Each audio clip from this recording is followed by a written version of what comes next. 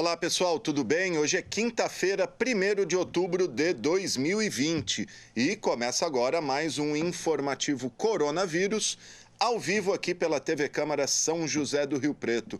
Lembrando que você pode e deve participar aqui com a gente, enviando sua sugestão, sua crítica, sua opinião. Temos aqui o nosso WhatsApp, anote aí, é o 991637905.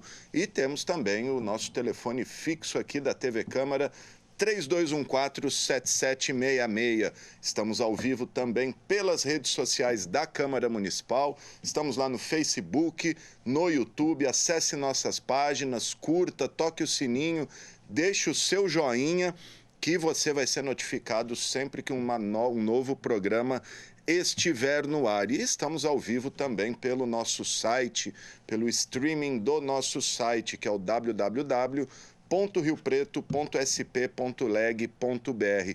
E no nosso site, além de acompanhar nossa programação 24 horas por dia em tempo real, você fica por dentro de tudo que acontece aqui na Câmara Municipal, os projetos em tramitação, pauta de votação das sessões, etc.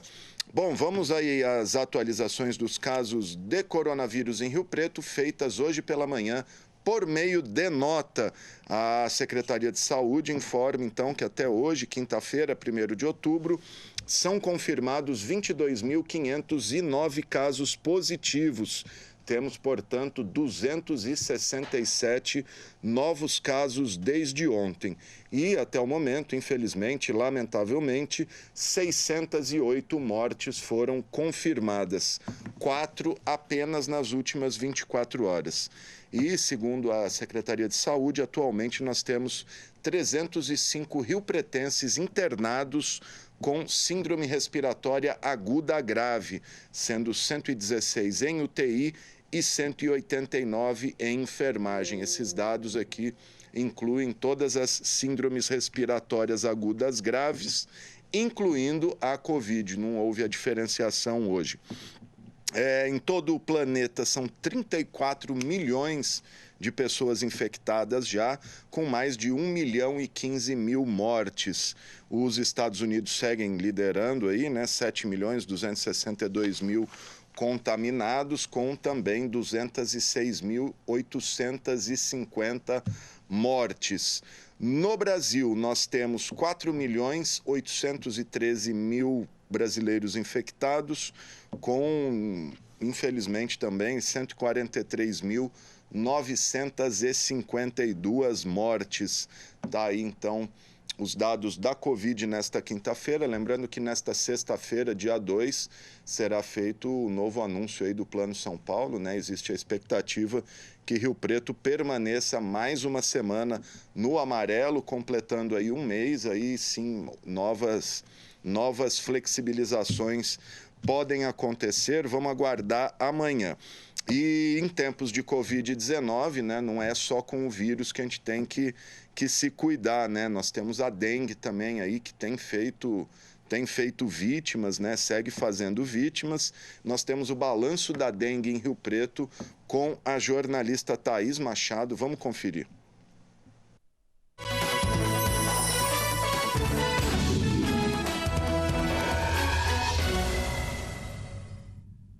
A Secretaria de Saúde divulgou os números que indicam os casos de dengue no município. Até a presente data, foram confirmados 6.298 casos da doença, sendo 2 no mês de setembro. Outros 3.385 foram descartados e 513 continuam sendo investigados. No total, há 10.196 notificações dessa doença. A Secretaria de Saúde também divulgou a notificação de 108 casos suspeitos de Zika vírus. Todos eles foram descartados. Há ainda 24 notificações de casos de chikungunya, dos quais 23 foram descartados e 1 confirmado. Somando, em 2020, o município notificou a morte de 27 macacos com suspeita de febre amarela. Das 27 suspeitas, 17 já foram descartadas e 5 estão sendo investigadas. Em outros 5 casos, não foi possível fazer a coleta do exame. E dos 10 casos suspeitos de sarampo no município, todos já foram descartados. Você acompanha as notícias a respeito da saúde pública da cidade aqui na TV Câmara, o canal do Legislativo.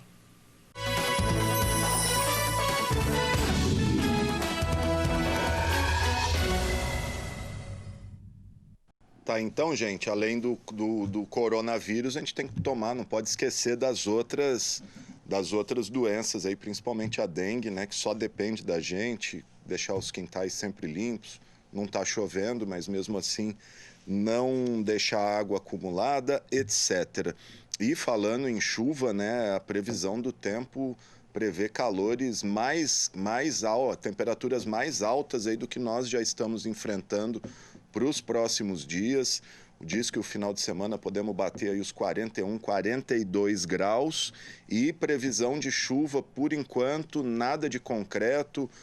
Existe aí uma possibilidade a partir do dia 8 da chegada de uma frente fria aí, mas sem a certeza de que teremos uma chuva considerável, né? Vamos conferir as informações no boletim do professor Zé Mário de Andrade, que a partir de hoje chama Minuto Ambiental, porque daí a gente pode ampliar, falar de meio ambiente, enfim. Professor Zé Mário sempre aí atento às questões ambientais. Vamos conferir.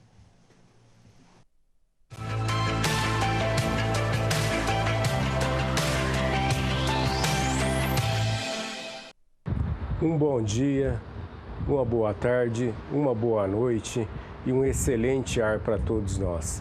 Encerramos o mês de setembro com uma temperatura média de 28,2 graus Celsius.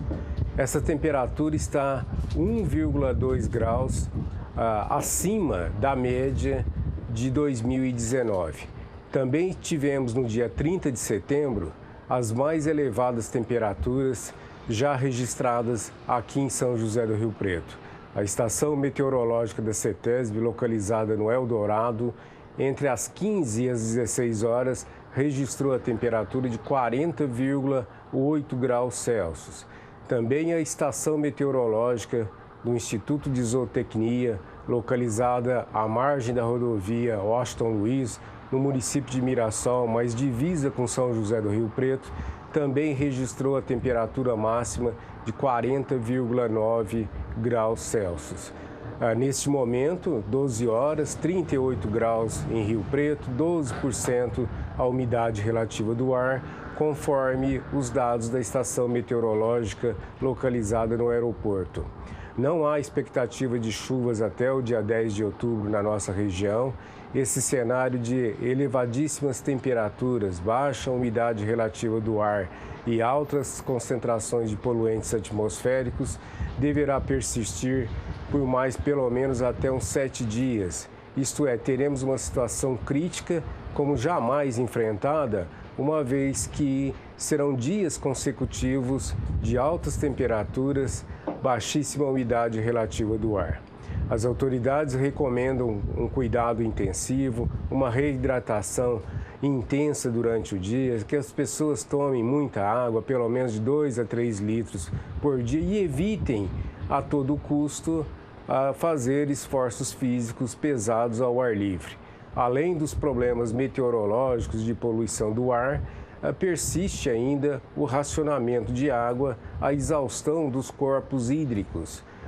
O Rio Preto, que é o manancial que abastece a nossa cidade, já não tem mais excedentes e o SEMAI já está realizando um racionamento de forma a evitar que 180 mil pessoas sejam prejudicadas pela falta de água. Assim, é bom que todo mundo, que nós economizemos água e também não apenas as residências, os condomínios que são abastecidos pelo SEMAI, mas mesmo as propriedades que tenham poços próprios precisam economizar água. Uma vez que o consumo está muito alto, esses poços profundos podem ficar aí submetidos a uma vazão de esgotamento muito alta e pode acontecer um rebaixamento do nível, situação em que o proprietário perde a bomba e fica sem o abastecimento de água. São situações críticas que estamos vivendo, não havia registros recentes dessas ocorrências. Há uma exaustão muito grande da água superficial.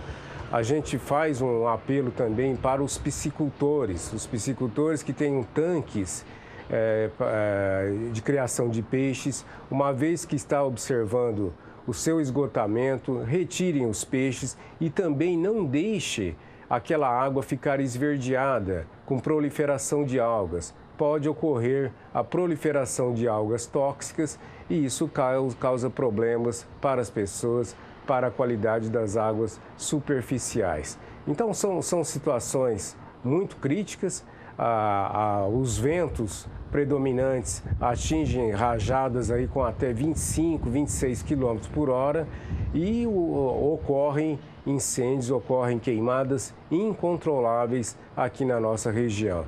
A gente espera, tem uma expectativa que esse quadro se mude dentro dos próximos dias, porém os modelos meteorológicos não estão indicando evidências, não estão indicando possibilidades que surjam as primeiras chuvas e que tenhamos temperaturas mais baixas. Ao contrário, as temperaturas nesse final de semana poderão atingir o surpreendente 41 graus aqui na nossa cidade, uma situação cada dia mais quente, cada dia mais insuportável. Quando também a gente observa a atmosfera, verifica-se que ela está opaca. Essa opacidade se deve à fumaça, se deve ao material particulado das queimadas que ficam no horizonte e isso aumenta o desconforto térmico, a sensação de calor em todos nós. Durante a madrugada, os ventos cessam, porém, a temperatura média, a temperatura mínima, está em torno de 25 graus, o que não permite que tenhamos uma troca de calor durante a madrugada e o nosso desconforto se acentua muito nesses dias.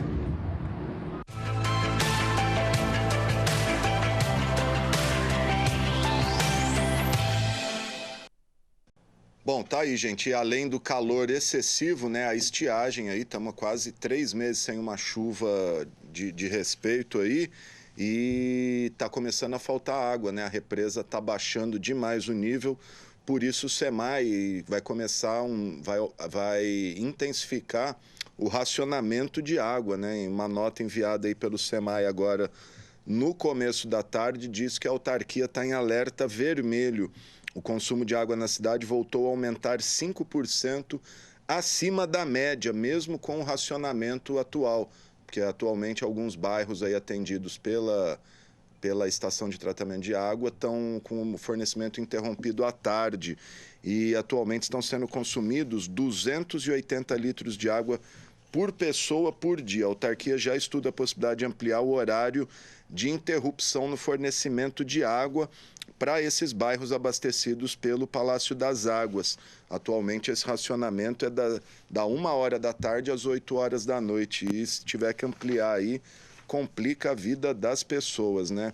Segundo a Jaqueline, que é a Jaqueline Reis, que é gerente de operação do SEMAI, abre aspas, vamos acompanhar os próximos 7 dias para analisar a necessidade de ampliar o horário de racionamento.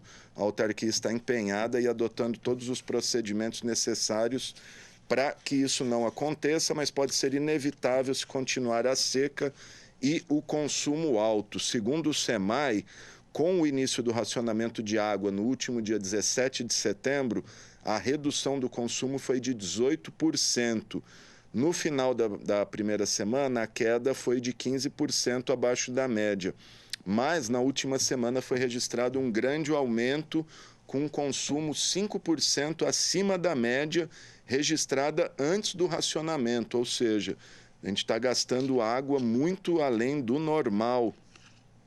E antes do racionamento e com estiagem em andamento, o consumo já estava alto, 268 litros de água por pessoa por dia, atingindo picos de 375 litros. Porém, em alguns bairros e condomínios, na última semana o consumo atingiu uma média de quase 400 litros de água por pessoa por dia. Segundo o SEMAI ainda, a represa municipal no Lago 1, onde é feita a captação, está 6 centímetros abaixo do vertedouro, né? Faz mais de uma semana que o vertedouro está seco, não escorre água pelo vertedouro ali. E segundo a mesma Jaqueline, mesmo com a redução da captação de água da represa, o nível do lago baixou mais, né? Enfim, tá aí então o alerta, segundo o SEMAI também, tá 3 meses sem chuva.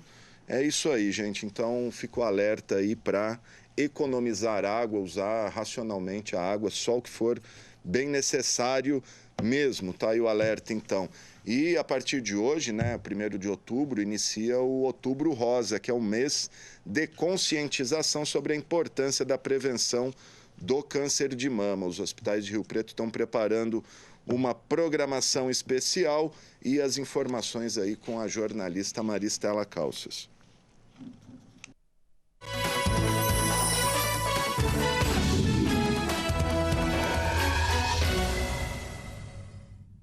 Outubro já é conhecido pela campanha Outubro Rosa, o mês de conscientização da prevenção e diagnóstico precoce do câncer de mama. O câncer de mama é o segundo com maior incidência no país, junto ao câncer de próstata. Os dois ficam atrás apenas do melanoma. Por ano, no Brasil, são diagnosticados 66 mil novos casos de câncer de mama. E mesmo com as restrições impostas pela pandemia da Covid-19, haverá ações em Rio Preto em alusão a essa campanha. O complexo Funfarm, que administra o Hospital de Base e o Hospital da Criança e Maternidade, lançou o tema Quem Ama Se Cuida. Além de ações internas, como a realização de mamografia em 500 colaboradoras, as redes sociais do hospital terão conteúdos voltados à campanha, como vídeos explicativos sobre a importância do diagnóstico precoce, orientações e conversas sobre mitos e verdades sobre o câncer de mama. O Hospital Alsta também vai focar as ações nas redes sociais. Durante o mês de outubro, haverá live com especialistas, além da divulgação de informação por meio de e-books, podcasts, cartilhas e vídeos que poderão ser acessados e baixados no site do hospital e nas redes sociais. O tema escolhido pelo Alsta é Tenha todos os olhares voltados para você. Segundo o INCA, o Instituto Nacional do Câncer, algumas formas de prevenção contra o câncer de mama são não fumar, manter uma alimentação saudável, manter o peso corporal adequado, amamentar, fazer o exame preventivo do câncer do colo de útero, vacinar contra o HPV meninas de 9 a 14 anos e meninos de 11 a 14 anos, vacinar contra hepatite B, evitar a ingestão de bebidas alcoólicas, evitar comer carne processada e evitar a exposição ao sol. Durante o mês de outubro, você também vai acompanhar informações sobre a campanha Outubro Rosa aqui na TV Câmara. Maria Estela Calças para a TV Câmara, o canal do Legislativo.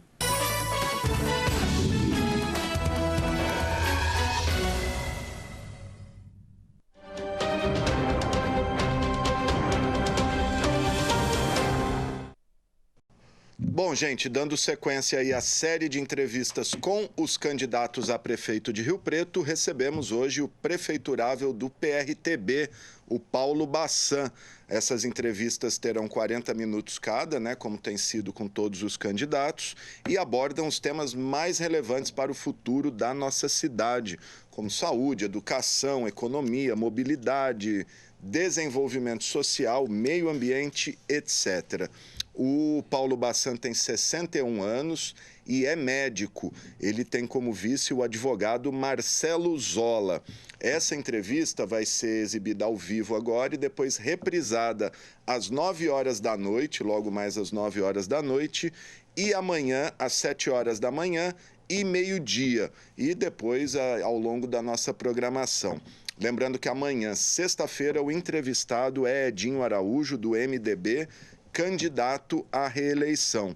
Já foram entrevistados aqui desde segunda-feira o Carlos Alexandre, do PCdoB, o Felipe Marchesoni, do Novo, e a Celi Regina, do PT. Na terça-feira que vem, será a vez do candidato do PSOL, Marco Rilo. E a TV Câmara aguarda resposta de outros candidatos que já foram convidados. Carlos de Arnaldo, Marco Casale, Rogério Vinícius e Coronel Helena, do Republicanos. O Paulo Bassan está aqui no Skype comigo, no Zoom, e essa entrevista terá 40 minutos, como eu disse, que começam a partir de agora.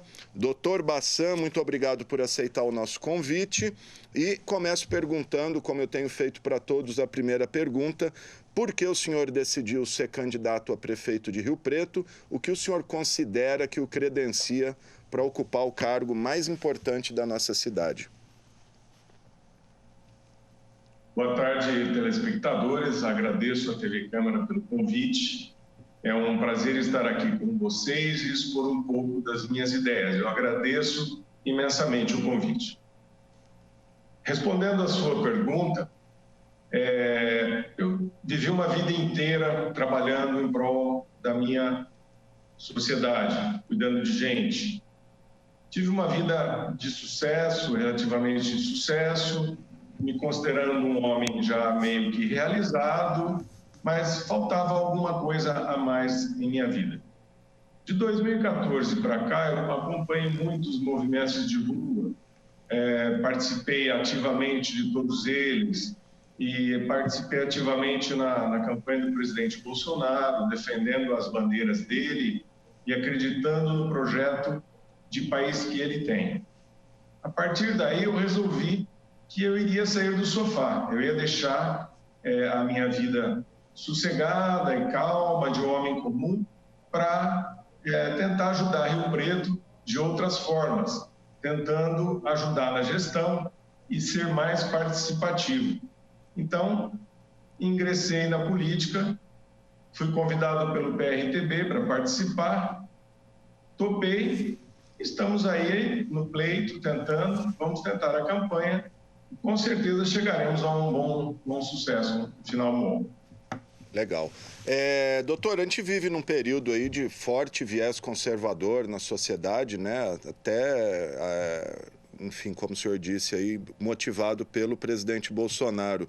O senhor é candidato pelo PRTB, que é o partido do vice-presidente Hamilton Mourão, e também conseguiu apoio de alguns setores do PSL, que inclusive tem candidato a prefeito em Rio Preto. PSL, que é o antigo partido do Bolsonaro.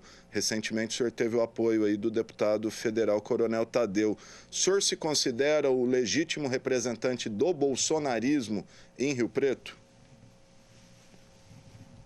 Bolsonarismo é uma corrente muito ampla. Rio Preto tem muitos bolsonaristas. Eu sou um a mais. Eu sou um dos que ajudou a levar as bandeiras do bolsonarismo, as bandeiras da pátria, família e manter os valores cristãos. Então, eu acho que não dá para me considerar o único bolsonarista de Rio Preto, nem o líder deles, mas mais um... Entre os candidatos, eu quis dizer, né? Não... Eu quis dizer entre os candidatos aí. Eu acho que entre os candidatos, eu que participei mais ativamente da campanha do presidente, e desde sempre, desde o começo, acreditei nas bandeiras dele e no projeto de país que ele tem, eu acho legal e eu vou tentar ajudar aqui da minha forma em Rio Preto. O senhor está satisfeito com o governo dele, já que o senhor tocou aí no assunto, já que veio à tona? O senhor tem alguma ressalva ao governo Bolsonaro hoje? Totalmente satisfeito, não tenho ressalvas. Eu acho que ele está enfrentando uma luta muito dura, porque ele herdou um país com 30 anos de vícios e de aparelhamento do Estado, e ele está se desdobrando para tentar colocar o país nos eixos e resgatar o Brasil para os brasileiros. Como o senhor mesmo disse aí na primeira pergunta, o senhor nunca se candidatou a nada, não é político, é médico e tal. Como convencer o eleitor que o senhor é a melhor alternativa entre os outros 9 candidatos que estão aí colocados? Mostrando a minha vida. Eu só peço que os eleitores... Eu sou realmente pouco conhecido como político, nunca fui mesmo, não deveria ser conhecido, porque nunca fui. Eu só peço aos eleitores que procurem conhecer o passado e como foi a vida do candidato. Este momento é um momento de julgamento, é um momento em que as pessoas julgam a vida da gente e vão dizer se a gente é capaz ou não. Quem tem que saber e quem tem que me julgar é o eleitor. Eu estou, assim, colocando os meus 4 anos de vida, doando para a cidade, a serviço do eleitor e a serviço da população riopretense. Quem vai julgar é o eleitor. Ok. Questão de financiamento de campanha. Como que o senhor pretende financiar a sua campanha? É o senhor mesmo que vai bancar? Amigos, empresários? Como que vai ser esse financiamento, doutor? O PRTB abriu mão do fundo partidário e do fundo eleitoral. Então, nós não teremos dinheiro público financiando nossa campanha. E, realmente, financiar a campanha política com dinheiro que deveria ir para a educação, para a saúde, para a segurança, assistência social, ainda mais no momento que nós estamos vivendo, é um assinte, é uma vergonha. Não poderia acontecer jamais um negócio desse. Como será a nossa campanha? Vai ser uma campanha pobre, vai ser uma campanha pé no chão, dentro da realidade brasileira de hoje. Então, vai ser doação de amigos, doação legal. Sou totalmente, visceralmente contra doações milionárias, mesmo que a pessoa seja rica, jamais aceitarei. A nossa campanha vai ser uma campanha correta, honesta, ética, em cima da ética e sem abusar do dinheiro, sem abusar do poder econômico. Aproveitando aí que o senhor citou o momento difícil que o país, o mundo atravessa, queria saber se o senhor concorda, até como médico, com a maneira como o atual governo lidou com a pandemia. E se não concorda, o que o senhor teria feito diferente ao longo desses quase 6, 7 meses aí de crise sanitária? Perfeito, boa pergunta, obrigado. Eu discordo. Eu acho que o governador tratou o estado de São Paulo como uma coisa só. No início, quando ele fechou, no fim de março, ele fechou o estado de São Paulo inteiro. Ele esqueceu que a economia também importa. A saúde é muito importante, eu sei disso, porque cuido disso. É muito importante a saúde, mas a economia é importante também.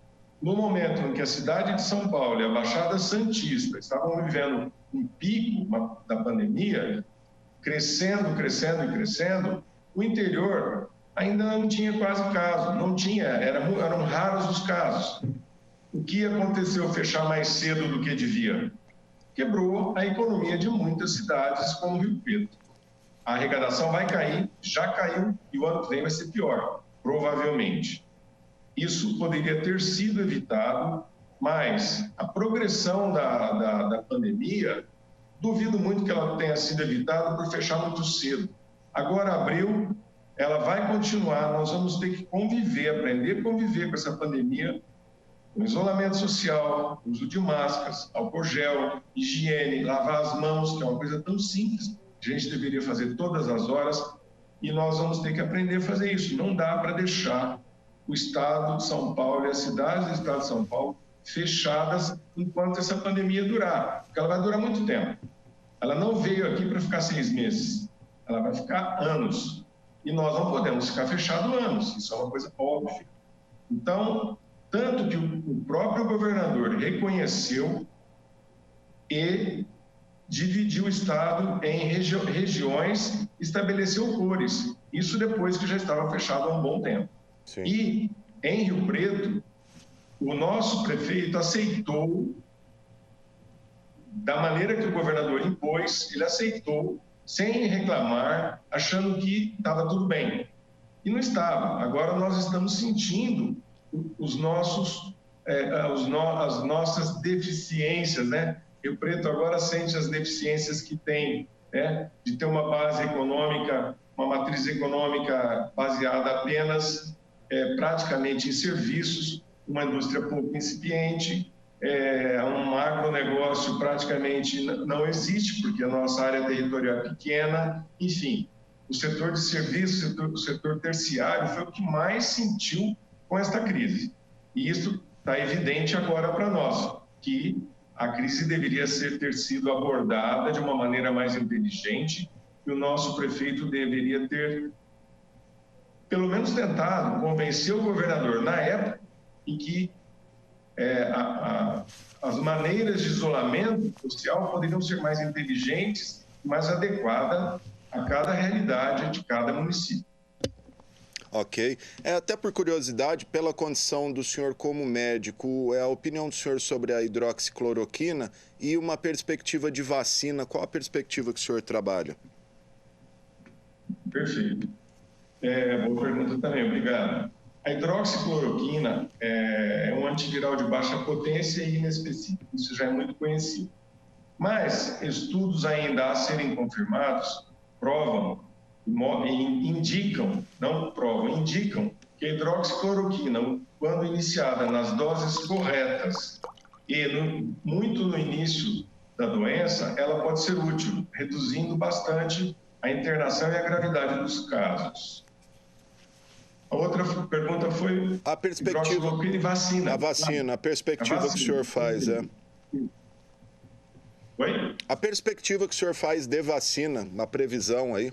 Vacina. Não, vacina demora no mínimo 2 anos para você ter uma vacina confiável. A nossa ciência não desenvolveu técnica ainda suficientemente eficaz para produzir uma vacina em poucos meses. Isso aí não tem como fazer. Pelo menos 2 anos. Essa afirmação do governador, então, que a partir de dezembro aqui inicia a vacinação, o senhor não considera? Não, ele pode iniciar a vacinação, só que eu fico com o pé atrás porque eu acho muito rápida essa vacina. Ou ela já estava sendo feita, e a gente não sabia, ou não vai ser eficaz. Ok. Ainda sobre o assunto pandemia, mas economia e emprego, né? A gente sabe que a partir aí, o próximo prefeito vai ter um desafio e tanto para recuperar a economia, gerar emprego a partir de 1º de janeiro. Queria saber quais são as propostas do senhor para a economia, para a geração de emprego, caso o senhor seja eleito e tome posse no dia 1º de janeiro. Perfeito. Vai ser um desafio para qualquer um que for eleito. Vai ser muito desafiador. A gente aprendeu, muito importante aprender nas crises que a gente cresce. Nós vimos as nossas deficiências, nós vimos que a gente tem que ampliar a base econômica para ficar menos dependente de um pilar apenas. Nós vimos que a saúde, que a gente sempre acreditou Rio Preto ter uma boa saúde, nós percebemos que a saúde pública aqui, ela não é boa. Ela deixa muito a desejar, e a gente agora, conversando com as pessoas em campanha, a principal queixa do Rio Pretense é relacionada à saúde, que a gente sempre achou que fosse uma das melhores do país. A saúde curativa, realmente, o Rio Preto tem bons hospitais, tem bons médicos, mas será que está chegando da maneira adequada a toda a população? Essa é a pergunta que fica. Essa é a pergunta que a gente vai tentar responder. Em relação à economia, na fase aguda, fase inicial, no enfrentamento no próximo ano e depois no outro ano, nós vamos ter que buscar ferramentas, vamos ter que ter criatividade e coragem para enxugar a máquina, gastar menos, gastar só o que arrecada e enfrentar com trabalho e com o pé no chão. Não adianta sonhar, nós não vamos passar isso tão rápido. Vamos torcer para um aquecimento da economia? Vamos torcer. Vamos criar estímulos para o reaquecimento rápido? Vamos taxar menos, vamos gastar menos e vamos tentar sair desse momento difícil assim, com muito trabalho. Não será fácil. Aproveitando esse gancho que o senhor falou de cortar custo aí, reduzir custo, enxugar a máquina, no seu plano de governo o senhor fala em cortar secretarias, extinguir secretarias e cortar cargos comissionados. Queria saber o que o senhor pensa disso, quais secretarias o senhor pretende extinguir e quantos cargos o senhor pretende cortar? Exatamente. Os cargos comissionados, só serão mantidos os cargos comissionados que forem extremamente necessários. Cortar, se eu te disser um número agora, sem conhecer a realidade da prefeitura hoje, eu vou estar chutando, vou estar sendo irresponsável. Não dá para fazer isso.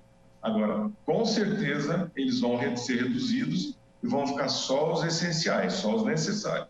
Todo mundo que estiver ali dentro vai ter que trabalhar bastante. As secretarias, mesma coisa. Eu acho que as 23 secretarias são muitas. Precisamos chegar aí a 14, no máximo 15. Por quê? Porque vai agilizar a máquina administrativa. Vai agilizar e tornar mais móvel e mais fácil a tomada de decisões. Uma máquina administrativa inchada, as decisões são lentas. O setor A demora muito para conversar com o setor B. Você tem que ter uma equipe de ligação muito grande, com muita gente. Isso encarece a lentidão e o número alto de pessoas encarece a máquina pública. Nós temos que modernizar isso aí. Por isso, enxugar o Estado, enxugar a máquina, neste momento, é essencial. Daria para dar algum exemplo de alguma secretaria que o senhor considera, enfim, desnecessária, que poderia ser extinta? Perfeito. Dar nomes às secretarias que poderão ser extintas seria, no momento, alguém poderia imaginar que eu iria desvalorizar aquela ação, aquela atitude. As ações das secretarias vão permanecer todas. A gente só vai diminuir o número de algumas secretarias com o objetivo de agilizar a tomada de decisões e não reduzir as ações dessas secretarias. Ou seja, as ações continuarão, aquelas que forem boas, aquelas que trouxerem benefício para a sociedade, elas vão continuar. E as ações todas vão continuar. Só a máquina que vai ser enxuta, a máquina vai diminuir de tamanho. Ok. O senhor é candidato pelo PRTB. Seu vice também, se eu não me engano, é do PRTB. Chapa única, sem apoio de qualquer outro partido, coligação. Caso eleito, como o senhor pretende governar? O senhor pretende chamar partidos para governar junto, conversar com outras forças políticas? Como que o senhor pensa a política? Lógico. Impossível governar sem conversar, não é? A arte da política é a arte do diálogo, da conversa, dentro de limites éticos, morais, dentro da decência. Aí, vale, beleza, vamos conversar com todo mundo, mas vamos preservar a ética e a decência na gestão da máquina pública. Caso o senhor seja eleito, o senhor pensa em rever contratos já firmados pela prefeitura, promover algum tipo de auditoria, principalmente contratos aí de grandes obras com a empresa que ganha todas as licitações em Rio Preto? Como que o senhor imagina lidar com obras e contratos em andamento? Contratos têm que ser respeitados, a não ser que eles estejam acontecendo de forma irregular. Contratos regulares têm que ser respeitados. Os que vão ser celebrados daqui para frente vão seguir sob uma nova ótica, se eu for eleito. Os contratos que aí estão, se forem irregulares, se tiver alguma irregularidade, indício de irregularidade, vai ser revisto. Porém, os contratos regulares, os contratos de obras e etc., que sejam bons para a cidade, para o Rio Pretense, esses vão continuar, não tem por que mexer nisso. Perfeito. A cultura, doutor Paulo, vamos falar um pouquinho de cultura, porque também é o setor que primeiro foi atingido e certamente é o último aí a voltar às atividades. A gente sabe que cultura demanda aglomeração, pessoas reunidas. Qual que é o plano que o senhor pensa de cultura? Qual o plano do senhor para a área cultural? Perfeito. Hoje nós temos a Lei Aldir Blanc, que substituiu a Lei Rouanet, e Rio Preto vai receber um bom dinheiro para isso. Acho que 2,8 milhões já de cara, e dá para fazer muita coisa com esse dinheiro, desde que seja feito de maneira correta e seguindo a lei. A Lei Rouanet, no começo, ela era boa também, e foi desvirtuada com o passar dos anos. O pequeno artista, o pequeno show, aquele que realmente precisava de um incentivo inicial para começar a sua carreira artística, esse foi relegado a segundo plano. A Lei Aldir Blanc, ela veio resgatar essa ideia básica e essencial de promover a arte que realmente vem do povo, aquela arte autêntica, aquela arte que está começando e que precisa, portanto, de um impulso, de um empurrãozinho para dar um pulo e ir à frente. Sou totalmente favorável à arte e cultura, adoro. Acho que a gente vai estimular sim, vai depender muito da pandemia, como você bem disse, vai depender muito do que a gente tiver de recurso para investir em arte também, mas com certeza os recursos que vierem para a arte serão investidos em arte e cultura, sim. E vamos procurar resgatar um pouquinho a nossa arte caipira, né? Os nossos festivais caipiras, resgatar o antigo FIT, na maneira como é o nosso Festival Teatro, é um troço maravilhoso, que foi desvirtuado também recentemente. Então, nós vamos resgatar isso aí, sim, e dar um formato mais autêntico, né? A nossa arte popular em Rio Preto, arte mambembe, né? Certo. Bom, o senhor disse, eu até ia perguntar o que o senhor pensa de grandes eventos, né? O FIT, exposição, tudo isso ligado à cultura. O senhor já respondeu, mas se quiser aprofundar um pouquinho, outros grandes eventos que a gente tem. O grande evento é importante, né? O grande evento também é importante, só que ele não precisa usar recursos públicos. O grande evento, ele tem que se autossustentar. A prefeitura, é lógico, ela pode perfeitamente servir como um agente catalisador, né? Ajudar de maneira operacional, ajudar de maneira logística, etc., locais, etc., mas ela não pode financiar grandes eventos milionários que dão lucro. Isso aí, eu não vejo sentido usar dinheiro público nisso aí. Ok. Falar de mobilidade urbana, eu queria saber o que o senhor pensa da cidade como um todo, como transformar Rio Preto numa cidade para todos, para os idosos, para as crianças. Questão de transporte coletivo, o senhor fala bastante no seu plano de governo, questão do transporte coletivo, questão de ciclofaixas, ciclovias, a cidade para os pedestres. Queria que o senhor discorresse sobre esse tema. Perfeito. Rio Preto tem problemas realmente de mobilidade urbana. A malha viária, ela está empacotada, né? Está lacrada por duas rodovias importantes que cruzam praticamente o centro da cidade e uma ferrovia com transporta apenas carga pesada.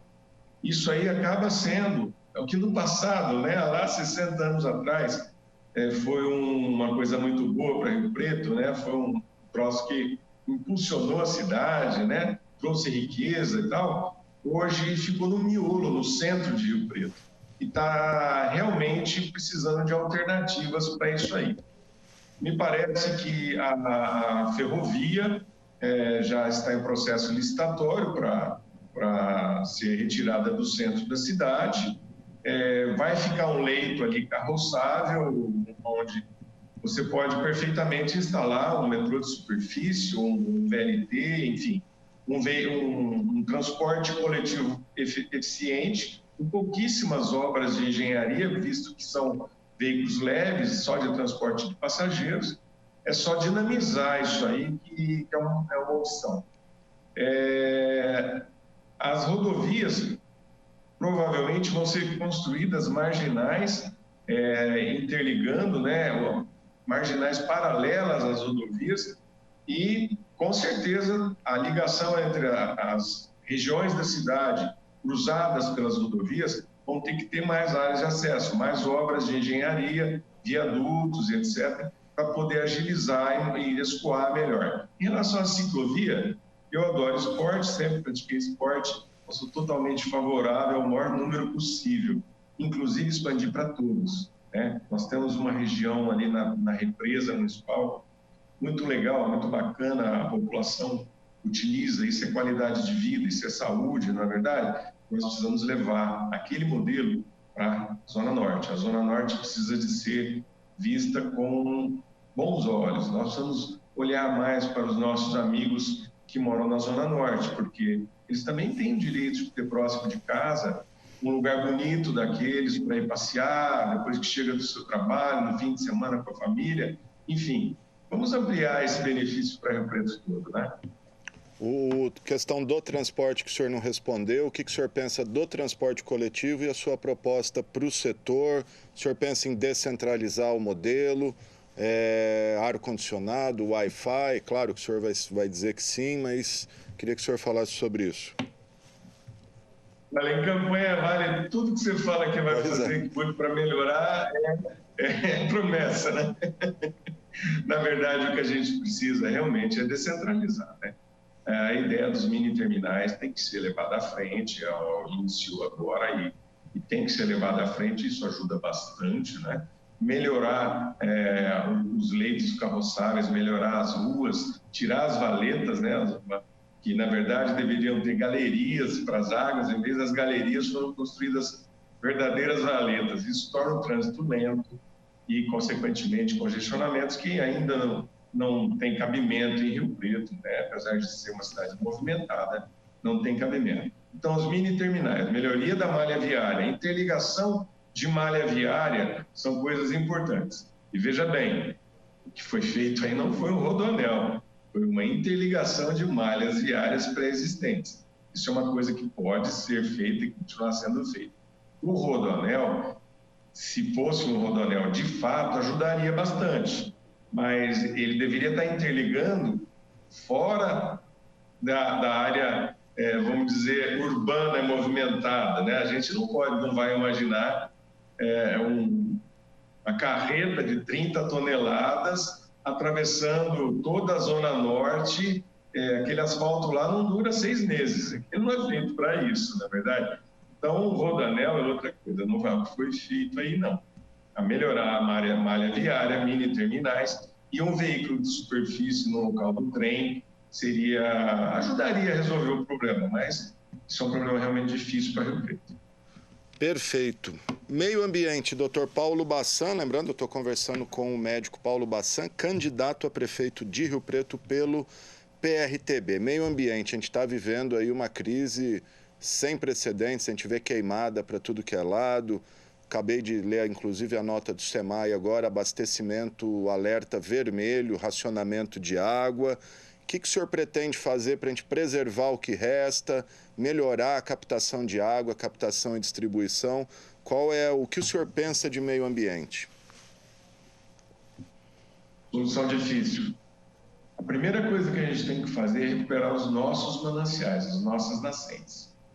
Eu escuto muito falar, sempre escutei muito falar em captação de água dos rios da região, né? Rio Turvo, Rio Grande, etc.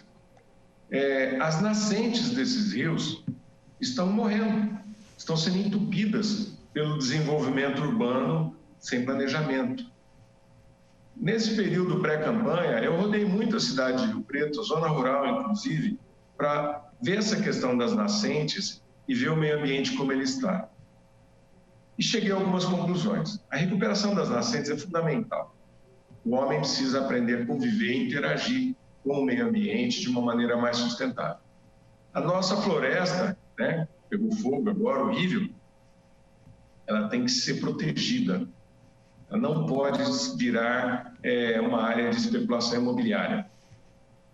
Nós temos que proteger a única e última reserva aqui do Noroeste paulista, a última grande floresta que nós temos que a cada ano ela vai sendo queimada, invadida, já não vai ter mais nada.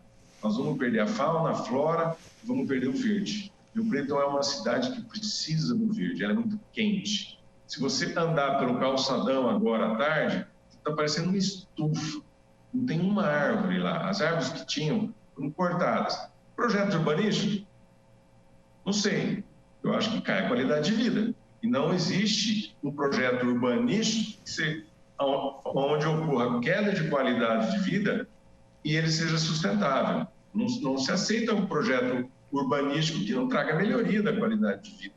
Então, árvore é a vida nossa. A árvore é muito importante. Nós temos que preservar as árvores, as nossas nascentes, e nós temos o problema da água. Esse é mais difícil de resolver, porque nós vamos captar água do Turvo, do Rio Grande. É uma obra cara, nós vamos ficar dependente desse aqueduto, vamos ficar dependente desse transporte de água. Se der um problema, um defeito, a cidade fica sem água. Então, é uma questão estratégica, é uma obra cara. E se a gente, vamos tirar a água do Turvo. Do jeito que estão as nascentes do Rio Turvo, já ele está inteiro virando areia. Já não tem mais água que possa... Vai se gastar demais para ter uma água de qualidade. Então, eu acho que esse é um projeto que não dá para desenvolver em 4 anos. Resolver um problema de mais de 30 anos, o Rio Preto sempre teve um problema de falta de água. Não vai ser fácil resolver isso de imediato, mas precisa de haver coragem política, vontade política. Não precisa ser expert no meio ambiente para saber que está deteriorando, está ficando ruim, cada dia mais ruim. E, para isso, o primeiro passo, coragem política para fazer.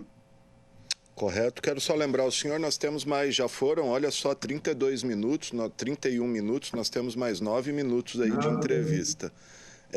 Habitação, aproveitando esse gancho que o senhor falou aí de especulação imobiliária, o que o senhor pensa desses grandes vazios urbanos em áreas nobres, enquanto habitações populares são feitas aí a quilômetros do centro da cidade, transformando esses conjuntos em verdadeiros guetos? O senhor pensa em, de repente, promover algum tipo de desapropriação ou tentar negociar essas áreas para construir a habitação para todos? Não, desapropriação não. São áreas particulares, não tem que ser desapropriadas. O que a gente pode fazer, o que a prefeitura pode fazer, o prefeito pode fazer, é ser um agente catalisador e estimulador para que esses vazios urbanos sejam ocupados por habitações e que o perímetro urbano não precise ser ampliado tão vastamente, indo tão longe. As pessoas vão morar muito longe de onde trabalham, isso não faz sentido. Os vazios urbanos são um grande desafio, talvez um dos maiores desafios das próximas gestões, não é da próxima, das várias gestões. É o que eu acabei de te falar em relação à água. É preciso coragem política e enfrentar, começar, dar o primeiro passo. Não vamos resolver isso em 4 anos, lógico, isso aí demora, mas o primeiro passo tem que ser dado. Ok. Assistência social, doutor Paulo, a gente vê dia após dia aí mais e mais pessoas em situação de rua, morando em avenidas, marquises. O que pode ser feito para dar um encaminhamento para essas pessoas, qualificação profissional, tratamento psicológico, convencê-las a voltar às suas residências ou cidades de origem? O que o senhor pensa a respeito disso? Bom, em primeiro lugar, eu acho que isso realmente é muito triste, né? É triste para todo o rio-pretense viver e conviver com isso, né? Aquele pessoal na rua, dormindo na rua, tomando chuva, sem banho, longe da família desfeita, muita droga, muito usuário de droga no meio, gravidez, gestação de risco, muitas das mulheres ali grávidas sem ter um acompanhamento adequado. É um problema muito grave essa questão dos moradores de rua, que já é antigo para Rio Preto também. Nós vamos precisar enfrentar isso aí, conhecer todos eles, saber por que eles estão ali e ajudar através da assistência social, qualificando para o trabalho, tentando a reintegração, fazendo o abraça morador de rua. Vamos trazer o morador de rua para nossa sociedade, para o nosso coração.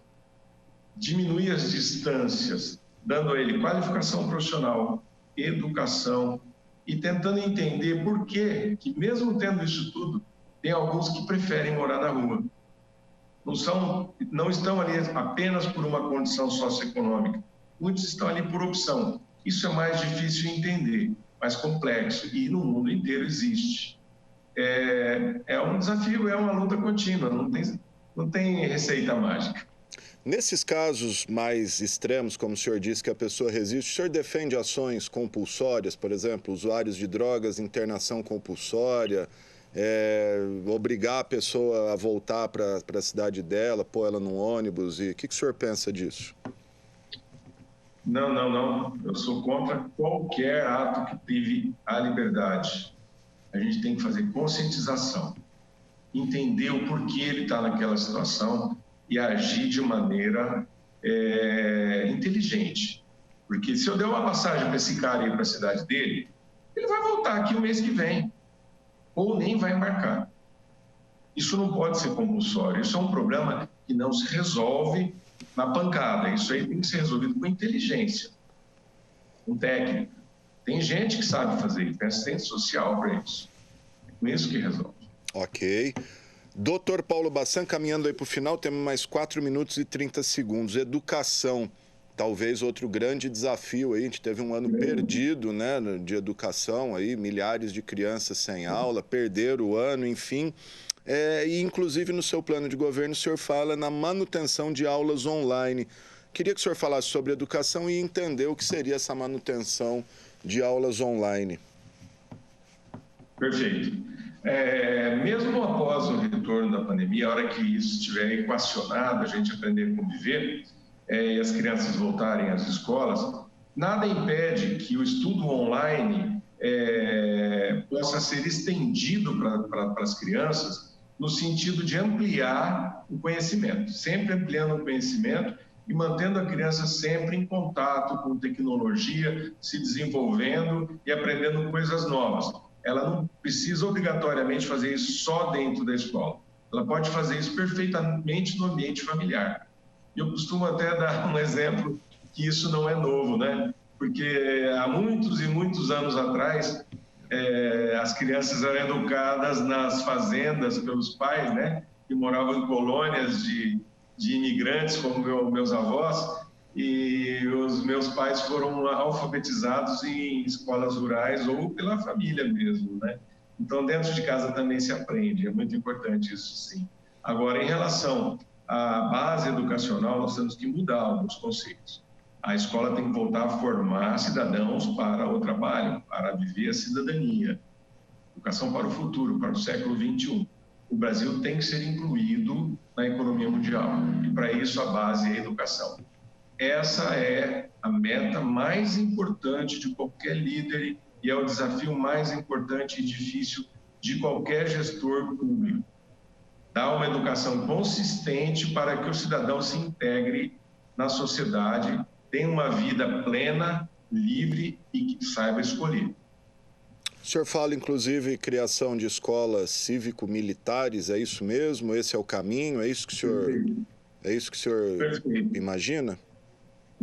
Eu sou totalmente a favor da criação das escolas cívico-militares, principalmente nas áreas de vulnerabilidade social, porque elas servirão como um ponto de estabilidade ali, dando qualidade ao ensino e disciplina e até um tempo estendido de permanência na escola, porque os pais hoje trabalham, então ajudaria muito uma escola cívico-militar para resgatar valores, principalmente nas regiões mais vulneráveis da cidade. Mas é muito importante também abordar a questão das creches. Sim. As creches precisam de ter mais assistência, elas precisam ter material para a criança brincar. A criança na creche, ela precisa brincar. Ela não está lá só para dormir e para elas interagir entre si. Elas têm que ter brinquedo, elas têm que tomar banho, elas têm que ter um monte de outras coisas que está sendo fornecido hoje. E tem dinheiro para isso, tem dinheiro. Tá certo. Doutor Paulo, a gente tinha mais assuntos aqui, saúde, eu queria abordar com o senhor que é médico. Eu vou deixar, a gente tem 1 minuto para terminar, se o senhor quiser falar de saúde ou fazer sua consideração final, e eu peço brevemente aí que o senhor também, ao final, escolha uma música para a gente encerrar esse programa. É o seguinte, gente, saúde é muito importante, eu trabalho na área de saúde a vida inteira, conheço, já participei de gestão de sistemas de saúde, sei como é difícil gerenciar isso aí. Nós precisamos de ter resolutividade na saúde em Rio Preto, isso é um desafio grande também, mas perfeitamente possível, não tem nenhuma dificuldade. Para mim, não tem muita dificuldade questão da saúde, porque eu conheço saúde de Rio Preto há 35 anos, então não é muito problema. Isso aí é importante, a população quer isso e é uma bandeira da nossa gestão, doutor, dos eleitos. Doutor, a música é o hino nacional. Tá certo, gente.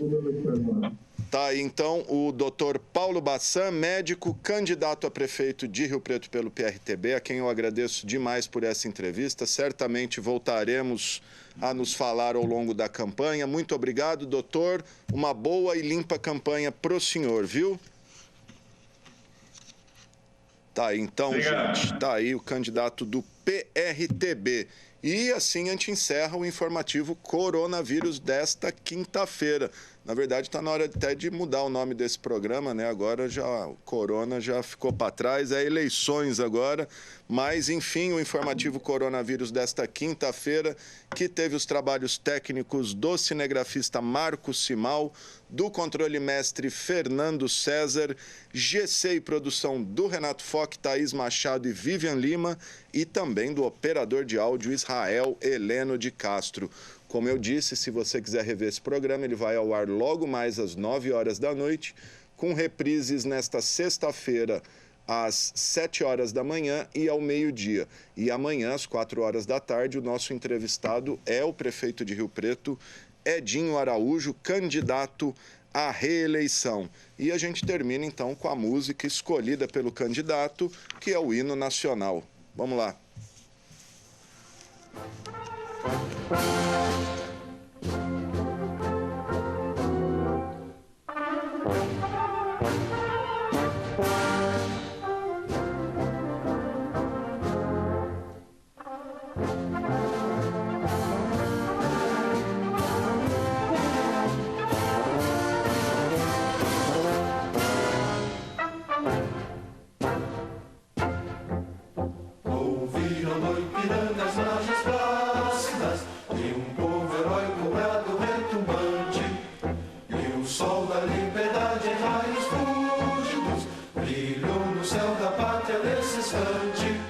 Se o penhor dessa igualdade conseguimos conquistar com braço forte, em teu seio, ó liberdade, desafia o nosso peito à própria morte.